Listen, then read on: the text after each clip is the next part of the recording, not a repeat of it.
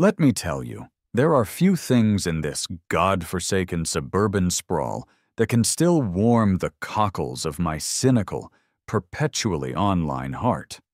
One of them is a sunny Saturday morning, the smell of freshly cut grass, and the sight of my 8-year-old son, Leo, setting up his first-ever lemonade stand. It was picture-perfect, straight out of a Norman Rockwell painting, if Rockwell had a slightly rumpled dad in cargo shorts supervising and a golden retriever named Rusty sniffing suspiciously at the sugar bowl. "Dad, should we charge $3? Leo asked, his brow furrowed in concentration as he meticulously arranged plastic cups on our rickety card table. He'd inherited his mother's meticulousness, thankfully bypassing my own brand of organized chaos. "It's artisanal," I snorted, ruffling his already messy brown hair. "Buddy, artisanal is what you call something to justify charging $3. Also, what makes it artisanal?" He puffed out his chest. "The secret ingredient, the raspberry." Ah, yes, the secret ingredient. Leo had insisted on dropping a single, slightly bruised raspberry into the bottom of each cup. His logic was that it added flair. My logic was that it added another thing to buy at the grocery store. We'd compromised.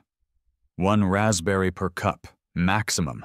Any more, and we'd be running a deficit before noon. "Let's stick to $1, I advised, adjusting the hand-drawn lemonade $1 sign, which was artfully embellished with stick figures of a boy, a lemon, and a very poorly rendered dog. "We're going for volume, not venture capital. Plus, this isn't exactly a Michelin star establishment." "What's Michelin star?" "Don't worry about it, champ. Just smile, say thank you, and try not to spill any on the neighbors' pristine driveways. Remember, customer service is key. Even if the customer is Mr. Henderson from down the street who complains about squirrels." Leo nodded, taking his role as head of beverage operations very seriously. He was wearing his favorite astronaut t-shirt, already a bit sticky, and a pair of mismatched Crocs.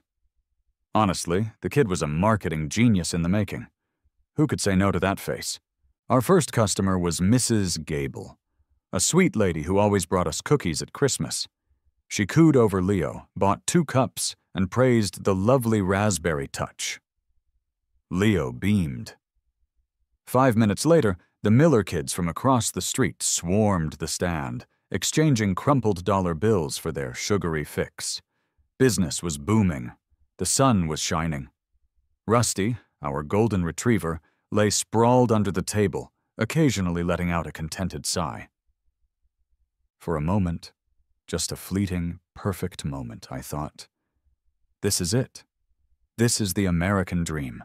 My kid learning about money, the sun on my face, the subtle hum of suburban peace. I leaned back in my lawn chair, sipped my own complimentary and raspberry-less lemonade, and thought about how good life could be. How naive I was. Section 1.2. The Beige Inquisition, 600 words. The American dream, it turns out, lasts about as long as it takes for Brenda to power walk from her perfectly manicured lawn to yours. I swear the woman materialized. 1 minute, I was enjoying the gentle breeze. The next, a shadow fell over our humble enterprise, and the air suddenly got about 10 degrees colder. There she stood, Brenda, HOA president, in her signature beige pantsuit that perfectly matched the mandatory house paint colors in our meticulously bland neighborhood. Her visor, usually perched jauntily, was pulled low, giving her the aura of a tactical operative on a covert mission. In her hand, clutched like a weapon, was her ever-present clipboard, loaded with documents no doubt detailing every infraction from overgrown petunias to slightly too bright patio lights. She didn't even acknowledge Leo. Her eyes, narrowed to slits, bypassed my innocent, money-making child entirely and locked onto me, a silent judgment hanging in the air. "Michael," she intoned, her voice as flat and unyielding as a freshly paved cul-de-sac. I tried to keep my smile pasted on, but it felt like it was cracking around the edges. "Brenda, lovely day for bylaw enforcement, I presume?" She ignored my sarcasm, her gaze sweeping over the lemonade stand like a drone inspecting enemy territory. "Are you aware, Michael, that Bylaw 7, Section 4, Paragraph C, explicitly states, 'No unlicensed commercial enterprises shall be conducted on residential properties within the jurisdiction of the Whisper Creek Homeowners Association'?" I blinked. "Brenda, it's a kid selling lemonade. It's not exactly a Fortune 500 company. He's trying to save up for a new Lego set." Leo, sensing the shift in atmosphere, had stopped counting his dollar bills and was now looking at Brenda with wide, slightly fearful eyes. Rusty, sensing my rising tension, let out a low growl from under the table. Brenda's lips, thin and unsmiling, tightened further. "Whether it is a multi-million-dollar corporation or a small-scale venture, the principle remains: an unlicensed commercial enterprise. Furthermore, the erection of a temporary structure," she gestured dismissively at our charming card table, "is also subject to architectural review and prior approval." "It's a folding table, Brenda," I stated, my voice losing its jovial edge. "It folds. It goes away. It's not a new wing on the house." "Regulations are regulations, Michael, and I am simply upholding the integrity of our community's aesthetic and financial well-being. Failure to comply will result in a fine, per Bylaw 9, Section 2, up to $50 per day of infraction." $50 for lemonade. My blood began to boil. I pictured her going home, polishing her Homeowner of the Year plaque, feeling smug and victorious. I leaned forward. "So let me get this straight. My son can't sell lemonade to earn a few bucks, but you can harass residents over the shade of their garden gnomes?" "That is an entirely different matter, Michael," she said, tapping her clipboard decisively. "This is about maintaining property values and ensuring a consistent living experience for all residents. I suggest you dismantle this operation immediately." She turned on her heel, her beige form disappearing as quickly as it had arrived, leaving behind a silence so heavy it felt like a funeral. Leo looked up at me, his eyes brimming with tears. "Dad, are we in trouble?" My chest tightened. That right there was the last straw. No one makes my kid cry over a raspberry-infused beverage. No one. Section 1.3, The Genesis of a Grudge, 400 words. The afternoon was ruined. Leo, utterly crushed, packed up his dollar bills and the remaining lemonade. The joy had been sucked right out of the air. We went inside, and I tried to console him, explaining that Brenda was just very serious about rules. He didn't buy it. I didn't buy it. It was simply spite, pure and unadulterated. Later that evening, after Leo was in bed, I sat at the kitchen table, a lukewarm beer in my hand, staring at the thick, utterly soul-crushing HOA covenant Brenda had personally hand-delivered to my mailbox a few months after we moved in. It was a document so dense, so full of legalese and punitive clauses, it read like the Geneva Conventions written by a frustrated architect. Sarah, my wife, walked in, wiping her hands on a dish towel. She took one look at my face, then at the open covenant, and let out a sigh that conveyed years of marital understanding. "Still fuming about Brenda, honey?" "Fuming doesn't even begin to cover it, Sarah. I'm simmering with righteous indignation. My son was trying to earn money for a Lego set, and that woman descended like a beige-clad hawk of suburban despair."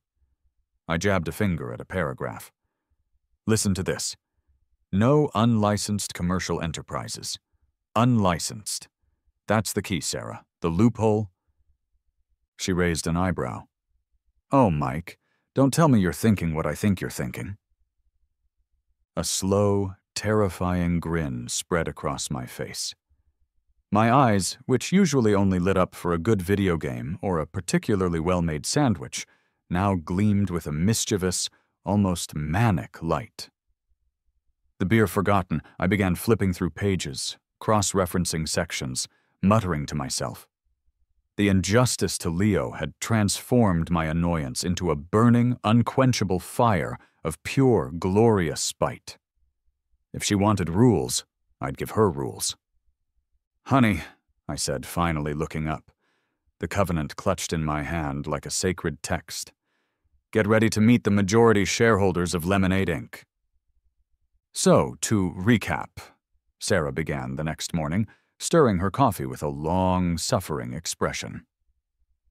"Brenda, the HOA tyrant, shut down Leo's lemonade stand because it was an unlicensed commercial enterprise operating from our property. And your brilliant, totally sane solution is to legally incorporate it?" I nodded enthusiastically, taking a triumphant bite of toast. "Exactly. If she wants licensed, I'll give her licensed. We'll be so licensed, she'll think we're running a government agency." Sarah pinched the bridge of her nose. "Mike, you know this is going to escalate, right? Brenda is not going to just throw up her hands and say, 'Oh, well, they out-bureaucrated me.' She's going to double down." "Let her," I said, a glint in my eye. "I've always wanted to be a captain of industry, or at least a captain of small-scale sugar water industry. Think of the valuable life lessons for Leo. Corporate structure, legal compliance, navigating hostile market environments.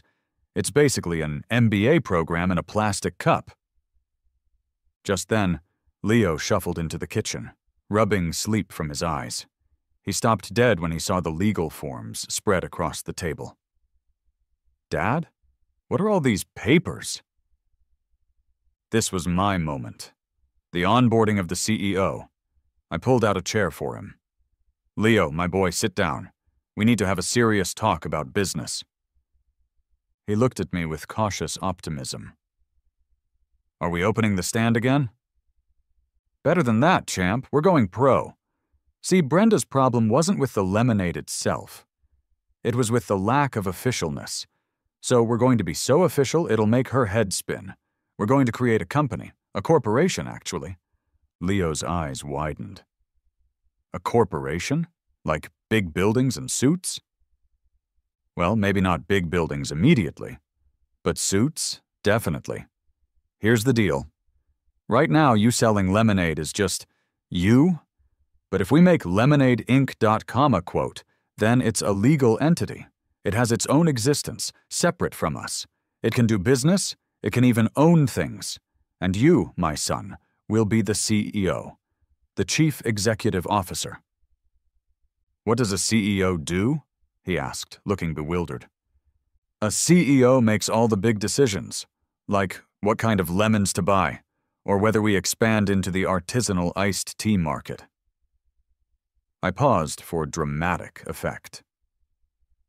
"You'll also be in charge of ensuring maximum customer satisfaction and overseeing product development." He thought about this for a moment. "So, I tell you what to do?" "Essentially," I agreed, trying not to smirk. "Within the parameters of what an 8-year-old CEO is capable of, yes." Leo's face lit up. "Okay, my first executive decision, Rusty is our company mascot." I looked at Sarah. She was trying and failing to suppress a giggle. "Excellent decision, CEO Leo," I said gravely. "The board unanimously approves. Now, about branding." We spent the next hour in an impromptu branding session. Leo insisted on a logo featuring Rusty wearing a tiny business tie. My Microsoft Paint skills, usually reserved for crude memes, were put to the test. The result was charmingly amateur. A yellow circle with a cartoon lemon, a slightly squiggly Lemonade Inc. in Comic Sans, and a pixelated Rusty looking vaguely confused. We printed out a stack of business cards on our inkjet printer. Leo Thompson, CEO, Lemonade Inc., disrupting dehydration since last Saturday. It felt gloriously, beautifully absurd. Section 2.2, Bureaucracy for Fun and Profit, 700 words. The next step was to make it official. I fired up my laptop, navigated to the state's Secretary of State website, and began the process of registering a limited liability company. It was surprisingly easy, which frankly was a little concerning. The website kept asking for principal business activity. I typed artisanal beverage production and distribution. It seemed to accept that without question. "Are you sure about this, Mike?" Sarah asked, peering over my shoulder as I filled in the registered agent details. "You're actually creating a legitimate company for a lemonade stand." Brenda wanted legitimate. Brenda gets legitimate, I declared, my fingers flying across the keyboard. Besides, think of the tax write-offs. Lemons, sugar, plastic cups. It's all overhead, darling. The absurdity of it all wasn't lost on me. I was spending an hour of my life and $100 of my money to officially register a company whose sole asset was a bag of lemons and a child's dream. I listed Leo as the CEO and myself, with a nod to corporate hierarchy as COO, Chief Operating Officer, or more accurately, Chief Overbearing Officer/Dad. The state confirmed the registration within 24 hours. Lemonade Inc. was born. Legally, officially, annoyingly born. But a simple LLC wasn't enough. Not for Brenda. Brenda needed to feel the full, unadulterated force of modern, disruptive entrepreneurship. That's when the idea struck me. How to make this even more annoying, even more legitimate sounding, and utterly baffling to a woman whose primary concern was the correct shade of beige. Cryptocurrency. I chuckled to myself. Of course, Bitcoin, the ultimate symbol of decentralized, permissionless commerce. If Brenda thought a lemonade stand was an affront to her suburban sensibilities, imagine her reaction to a digital currency that exists entirely outside the purview of traditional banking, and, more importantly, HOA bylaws. I spent the next hour setting up a business account on a crypto exchange. This was a little more complicated than the LLC registration, involving two-factor authentication and a brief moment of panic when I realized I'd forgotten my seed phrase. But eventually, Lemonade Inc. had its own Bitcoin wallet. I generated a QR code, printed it out, and laminated it with the grim satisfaction of a supervillain perfecting his doomsday device. This wasn't just a lemonade stand anymore. This was a fintech startup. This was the point of no return. The line had been crossed, the Rubicon of ridiculousness had been forded, and there was no turning back. Section 2.3. The Grand Reopening, 1,000 words. The following Saturday dawned bright and clear. The perfect weather for a revolution, or, failing that, a grand reopening. This wasn't just a card table and a sign anymore. This was a statement. I'd sourced a slightly sturdier folding table, draped it with a banner I'd painstakingly created on a print-on-demand website featuring our MS Paint logo, now crisper and bolder. A neat stack of those inkjet-printed business cards sat on one corner. Next to it, proudly displayed, was a laminated copy of Lemonade Inc.'s official LLC registration, complete with the state seal. And, in a place of honor, the large, prominent QR code for Bitcoin payments. Leo, my pint-sized CEO, was dressed for success. Sarah, bless her heart, had found him a clip-on tie that matched his astronaut t-shirt perfectly. He looked like a tiny, determined venture capitalist ready to disrupt the beverage industry, one cup at a time. Rusty, our official mascot, lay strategically positioned in front of the table, his tail thumping softly, occasionally glancing up as if to confirm that all corporate protocols were being observed. "Remember your mission, CEO Leo," I instructed, handing him a fresh pitcher of lemonade. "Engage with the customers. Upsell the raspberry. Explain the Bitcoin option, but don't force it. Not everyone is ready for financial innovation. Our first customer was Kyle, the young tech bro from 3 houses down, who worked remotely and frequently wore noise-canceling headphones even when he wasn't on a call. He approached with an amused smirk, jogging in his designer athletic wear. "Lemonade, huh? Heard about the, corporate restructuring." He winked. "Good for you, man. Malicious compliance. I respect it." "Welcome to Lemonade Inc., sir," Leo chirped, having clearly memorized his lines. "Would you like our classic blend or our artisanal raspberry-infused option?" Artisanal, definitely. And I gotta ask, is that a Bitcoin QR code? Kyle pointed. "It is," I declared proudly. "Lemonade Inc. embraces cutting-edge payment solutions. We're future-proofing our operations." Kyle pulled out his phone, scanned the code, and typed in the amount. "All right. First ever crypto Lemonade purchase. This is hilarious." He confirmed the transaction. It took a solid 10 minutes for the network to confirm it, during which we made small talk about blockchain scalability. Leo, confused but intrigued, watched the digital dance unfold. Our first Bitcoin profit, 0.000005 BTC.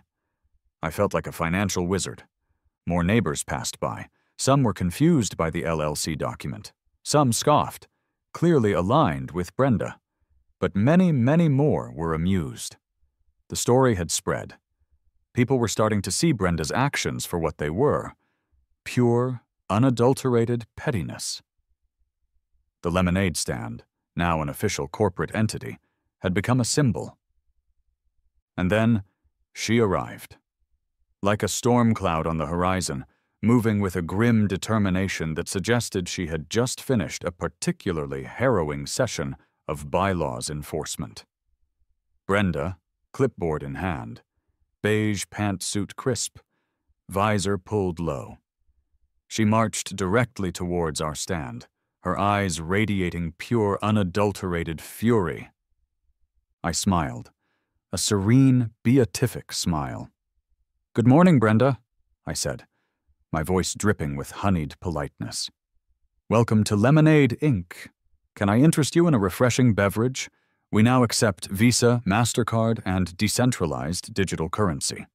I picked up one of our freshly printed business cards and held it out to her. "Leo Thompson, CEO. I'm Mike, the COO. We're fully compliant with all state and local regulations for small businesses. Perhaps you'd like to inspect our LLC registration." I gestured to the laminated document.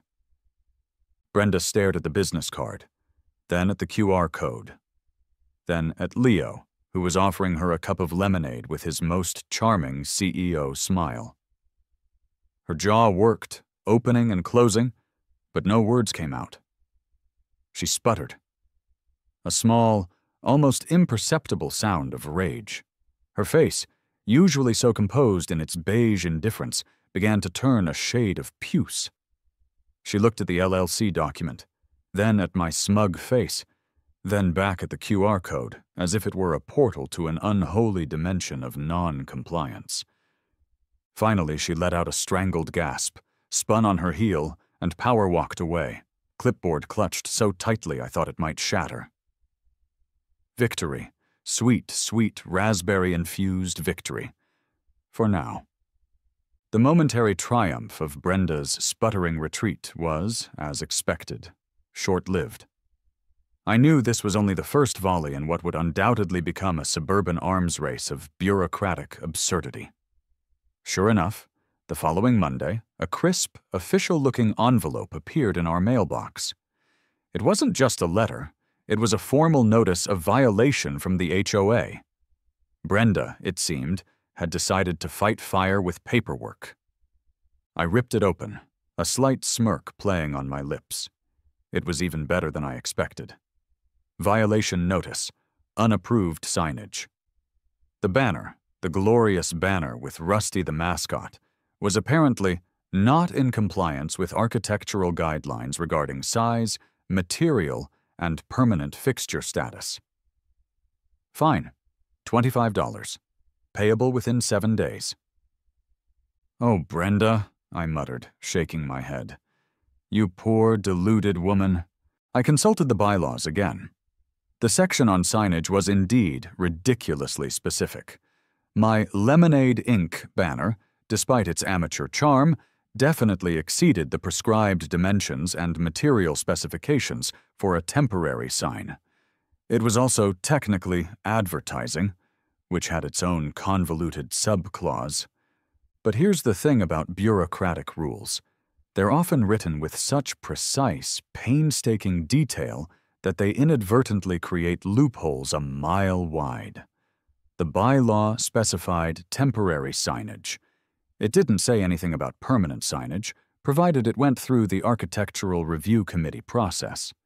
And it certainly didn't prohibit a small, unobtrusive, professionally printed sign. So I removed the banner. No point in paying a $25 fine when I could redirect those funds. Instead, I spent another small sum, which, I reasoned, was a legitimate business expense for Lemonade Inc., on a beautifully crafted HOA-compliant sign. It was precisely 12x 12 inches, made of brushed aluminum, featured the pristine Lemonade Inc. logo, and simply stated, Lemonade Inc., by appointment only. The by appointment only part was my own stroke of genius, adding an air of exclusivity and professionalism. I affixed it to a small, aesthetically pleasing post next to the lemonade stand, well within the property line, and sent Brenda a polite email, attaching a photo of the new sign and quoting the relevant bylaw sections I was now in perfect compliance with. I even included a line about our commitment to upholding community standards while fostering entrepreneurial spirit. I could practically feel her blood pressure rising from across the cul-de-sac. Of course, the next week brought another notice. This one, a masterpiece of pettiness. Violation notice, non-conforming business structure. This was about the card table. The horror. Brenda had cited the rule against temporary structures that had initiated this whole saga. The fine this time was $50 per day. She was escalating. This was excellent. This meant I was really getting under her skin. I stared at the non-conforming business structure violation. A temporary structure, she said. But what about a permanent structure? A small, architecturally congruous permanent structure? The gears in my head started turning, a slow, grinding process of glorious, malicious compliance. My smile became positively terrifying. Section 3.2, The Law Arrives, sort of. 1,000 words. The next chapter in the HOA versus Lemonade Inc. saga involved law enforcement. Yes, you read that right. Brenda, having exhausted her personal brand of passive-aggressive paperwork, decided to call the actual police. I imagine her phone call to the non-emergency line.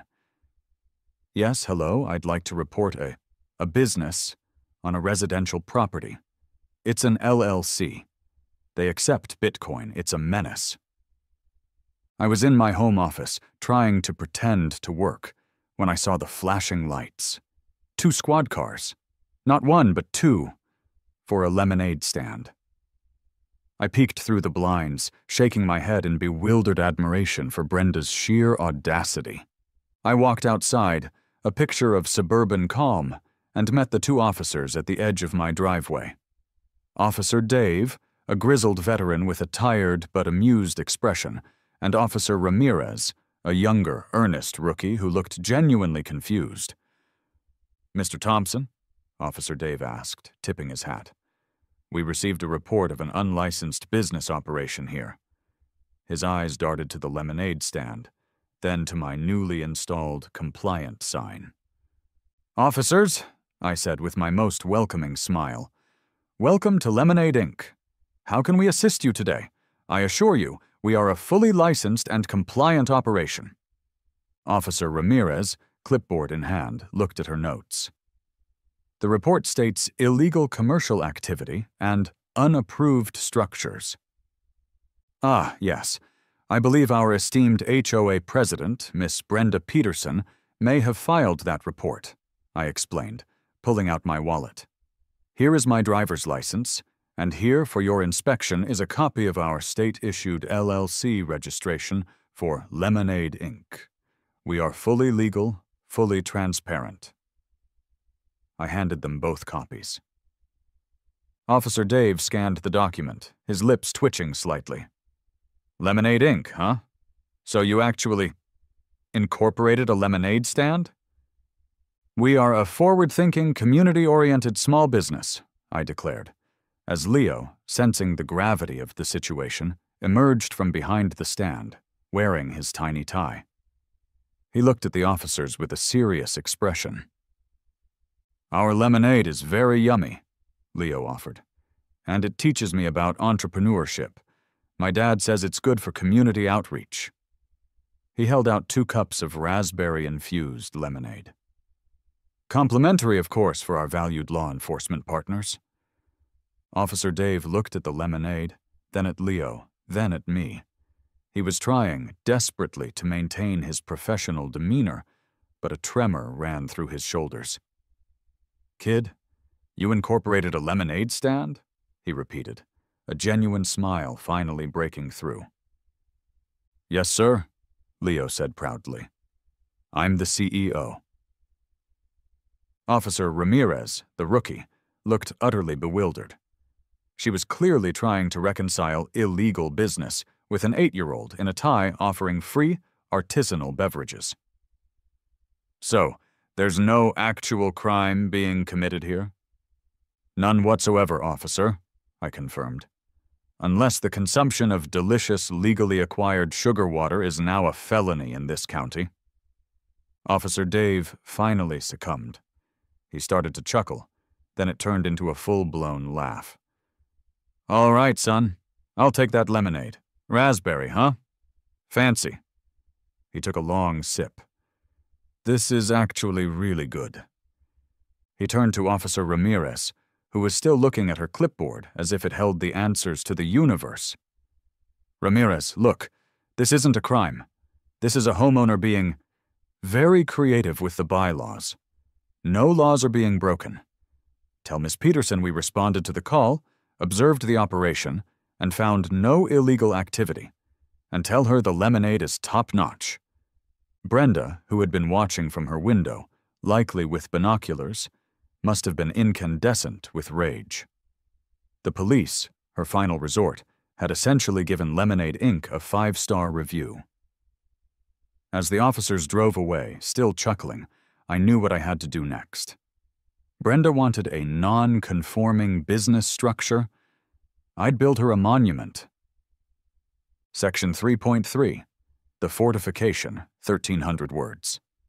The non-conforming business structure violation notice was my cue. Brenda had forced my hand. A temporary structure was bad. A permanent structure built to HOA specs, however. That was a different story. I called a local general contractor, Martinez Brothers Construction. Carlos Martinez answered, his voice thick with a slight accent and years of dealing with bizarre homeowner requests. Yes, Mr. Thompson? So you want a structure built at the end of your driveway? That's right, Carlos. A small one. A very specific one. I tried to explain.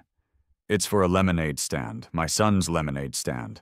We need it to be permanent, with a foundation, a roof, painted in an HOA-approved shade of beige. It needs to look like a tiny, aesthetically pleasing, architecturally congruous miniature storefront. There was a long silence on the other end of the line. Senor Thompson, are you serious? Dead serious, Carlos. It has to comply with Section 5.2, Comama, Paragraph A, of the Whisper Creek HOA Covenant. Permanent external architectural additions require prior submission of plans to the Architectural Review Committee for approval, ensuring harmony with existing neighborhood aesthetics. I practically had it memorized. Carlos cleared his throat. Okay, we can do that. It's unusual, but we can do that. He sounded deeply confused, but crucially interested in the challenge. We met the next day. I showed him the precise dimensions, the specific beige swatch I'd already picked out from a list of 3 approved HOA colors, and the blueprint I'd meticulously drawn up. It was essentially a glorified doghouse, but with a counter, a small window opening, and a mini porch light. Carlos and his brother Marco just stared at the plans, then at the empty spot at the end of my driveway, then back at me. "So this is for lemonade," Marco finally said, his voice flat. "Lemonade Inc. is a legitimate business endeavor," I explained with a straight face. "And the HOA has deemed our previous temporary structure non-compliant. So we're building a permanent, compliant structure. It's an investment in the future.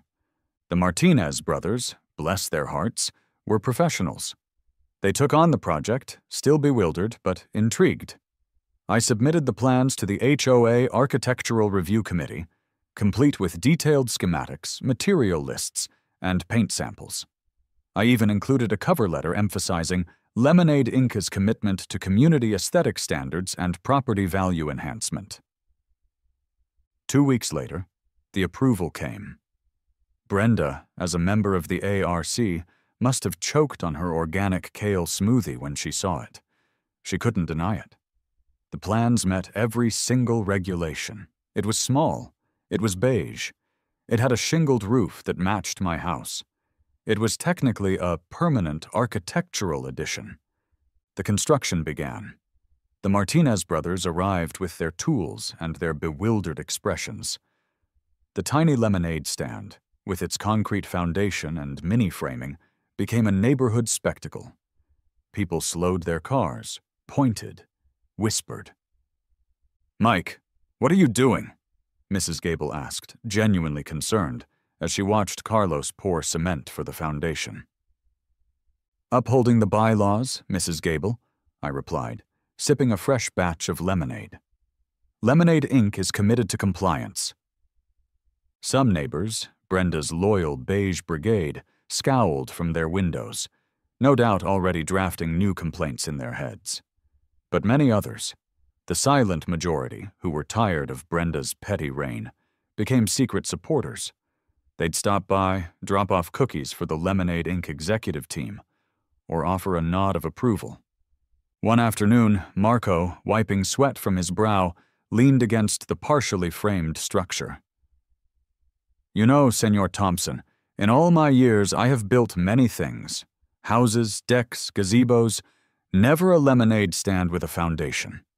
It's a bold new frontier, Marco," I said, clapping him on the back. "Disrupting the beverage industry, one permanent structure at a time." The build progressed.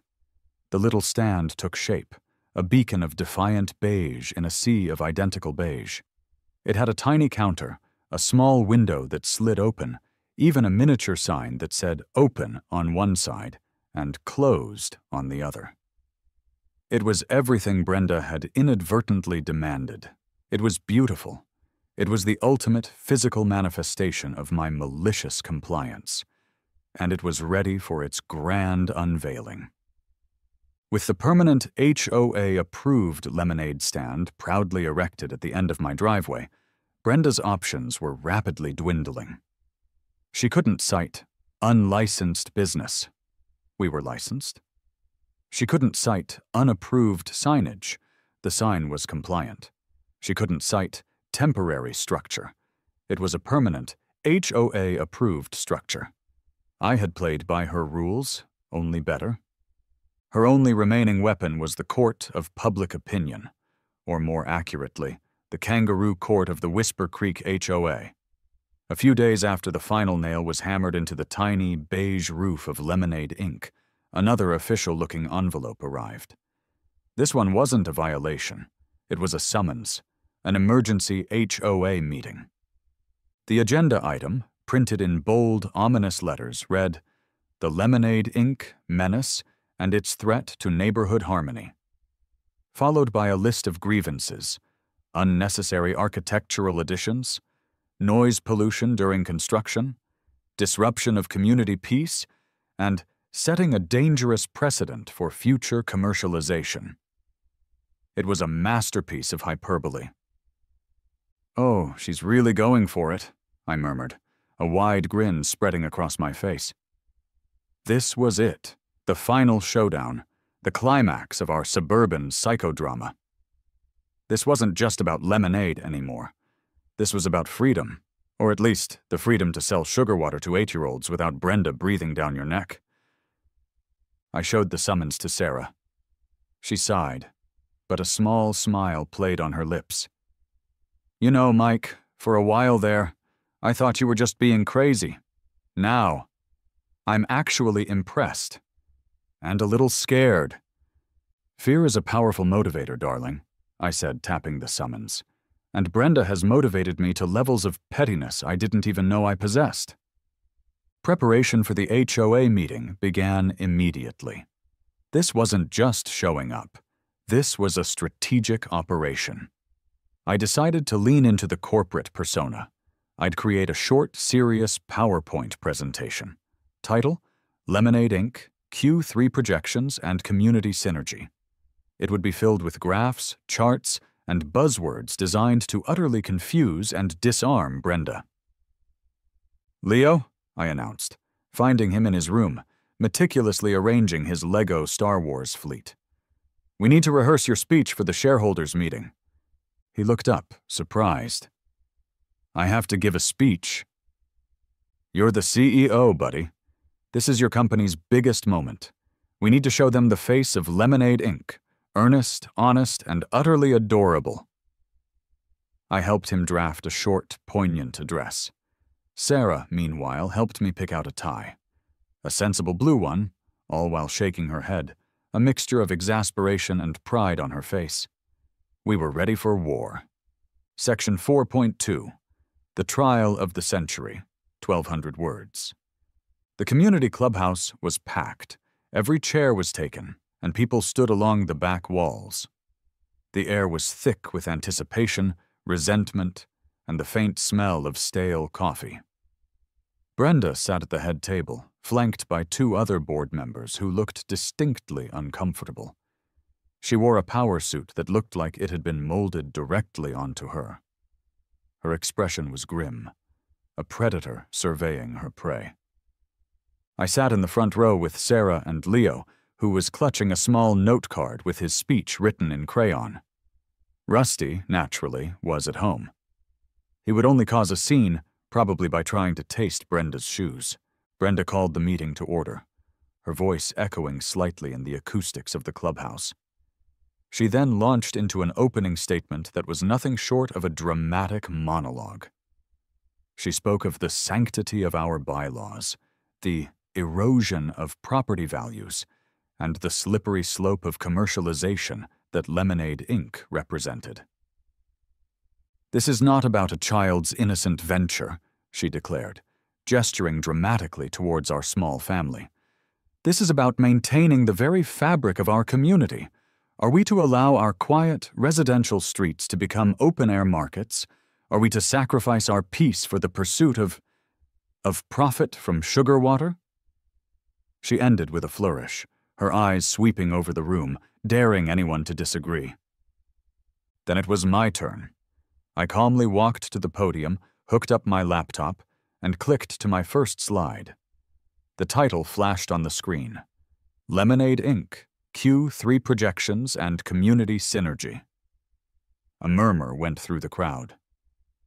"Good evening, esteemed members of the Whisper Creek Homeowners Association," I began, adopting my most corporate, serious tone. "My name is Mike Thompson, COO of Lemonade Inc. I'm here tonight not to debate bylaws, but to share our vision for a harmonious future, one where entrepreneurial spirit and community standards can coexist. I didn't talk about spite. I didn't mention revenge. I talked about teaching my son about business ethics. I showed a slide with a picture of Leo's happy face from the day we first set up the stand, juxtaposed with a picture of the gleaming, HOA-approved permanent stand. This, ladies and gentlemen, is not a menace. This is a learning laboratory, a testament to a child's ambition. Next slide. A beautifully rendered pie chart, courtesy of Google Sheets. Here are our Q3 projections for Lemonade Inc. As you can see, our profits, a modest $37.50 in cash and 0.00018 Bitcoin, are not exactly disrupting the global economy. Our primary asset is community goodwill.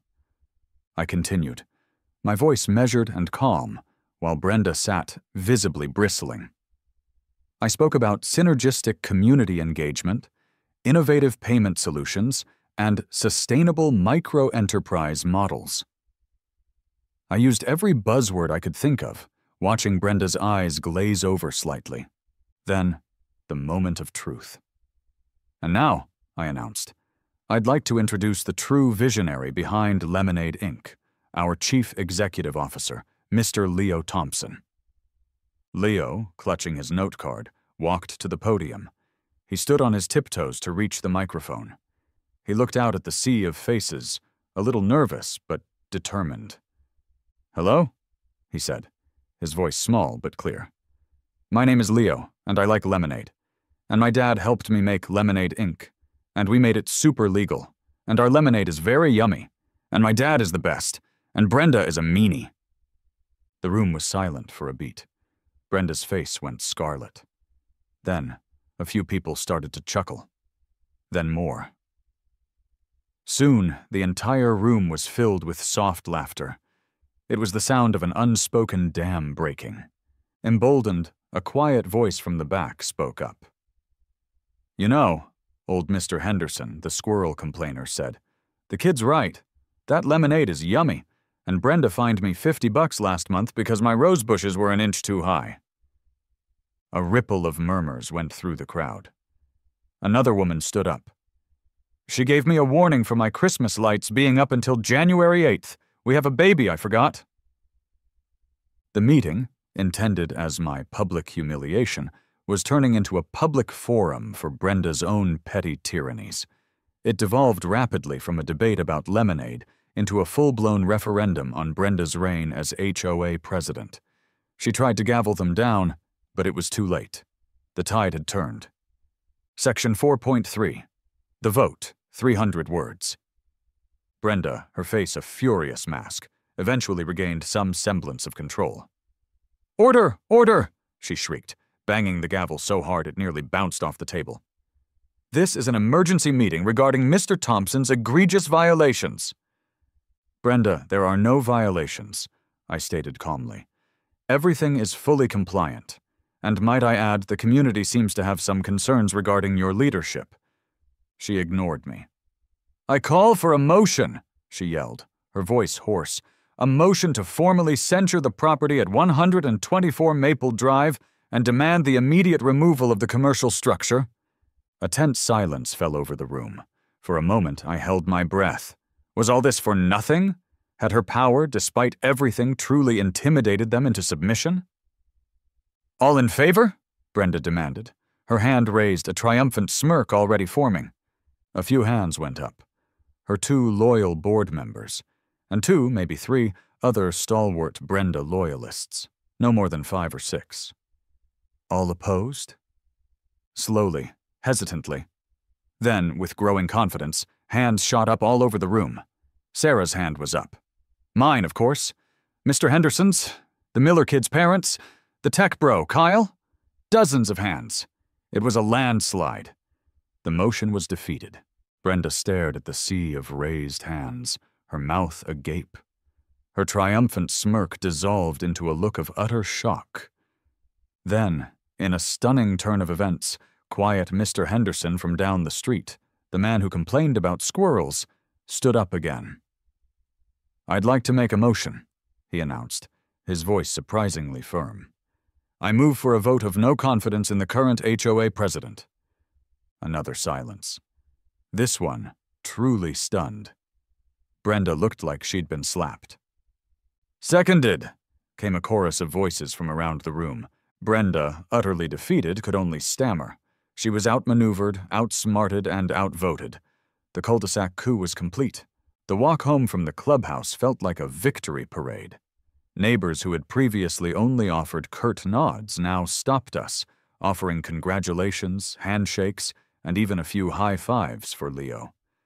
The quiet discontent that had simmered under Brenda's rigid rule had finally boiled over, and Leo's ridiculously legal lemonade stand had been the unlikely catalyst. We were local heroes, the champions of common sense against the tyranny of beige. "You were great, buddy," I told Leo, ruffling his hair as we approached our driveway. The little permanent lemonade stand stood proudly in the twilight, a beacon of defiant individuality. "Even Brenda called me a meanie," Leo giggled. "Best part of the speech, champ," I agreed. "Absolute mic drop." Sarah, walking beside me, linked her arm through mine. "I can't believe it actually worked. Brenda is out. And all because you decided to take a lemonade stand corporate." "Sometimes, dear, the greatest revolutions are fought with paper cuts and absurd legal maneuvers," I declared, puffing out my chest. "And a really good raspberry-infused beverage." Brenda was nowhere to be seen. No doubt she had retreated to her meticulously ordered home, probably updating her resume for a new career in federal auditing. A week later, a "for sale" sign mysteriously appeared on her lawn. It was a tasteful HOA-approved sign, of course, but a for sale sign nonetheless. The neighborhood collectively breathed a sigh of relief. The air felt lighter, friendlier. People actually smiled at each other now. A genuine, unburdened smile. Not the strained, polite grimace of someone trying to avoid a bylaw infraction. The tiny, beige, fully permitted lemonade stand at the end of our driveway ceased being a symbol of rebellion and became, instead, a local landmark. Kids from other streets would bicycle over, pointing at the famous lemonade stand. Parents would bring their own children, using Leo as an example of what happens when you combine entrepreneurial spirit with a healthy dose of stubbornness. Leo, of course, took it all in stride. He loved being CEO. He loved the attention. Most of all, he loved making lemonade and occasionally explaining the intricacies of Bitcoin to bewildered grandmothers. He was even trying to teach Rusty new tricks, like how to hold a cup in his mouth, though that particular corporate initiative hadn't quite panned out. The era of Brenda was over. The era of Lemonade Inc. had truly begun. Section 5.2. An Audit of the Books. 400 words. A few weeks later, with the summer drawing to a close and school looming, Leo decided it was time to close up shop for the season. We sat at the kitchen table, the same table where Lemonade Inc. had been conceived, conducting a final audit of the company's books.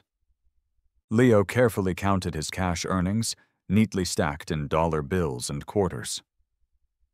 $42.75, he announced, his eyes shining.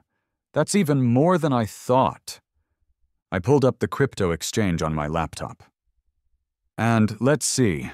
Our Bitcoin wallet currently holds 0.00021 BTC, which at today's exchange rate is about $7.30.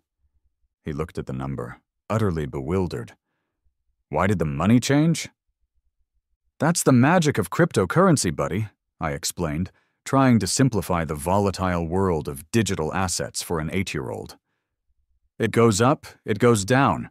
It's exciting." He shrugged. He clearly preferred the tangible satisfaction of cold, hard cash. He meticulously added the numbers in his head. "So, that's almost $50. "Almost," I agreed. "Not quite enough for that giant Lego Death Star, is it?" He sighed, a dramatic sigh that only an 8-year-old can truly master. "No, I guess not." Then he looked up at me, his brow furrowed in a moment of genuine contemplation. "Dad?" he asked. "Did we win?" I looked at the ridiculously official Lemonade Inc. paperwork scattered across the table, at the tiny amount of Bitcoin in our digital wallet, at his earnest, proud face, still faintly sticky from a stray drop of lemonade. We hadn't made a fortune.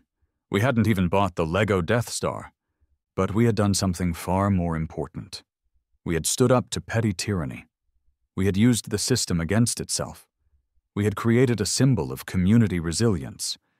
And I had taught my son a valuable lesson about business, bureaucracy, and the joy of sticking it to the man, or in this case, the woman in beige.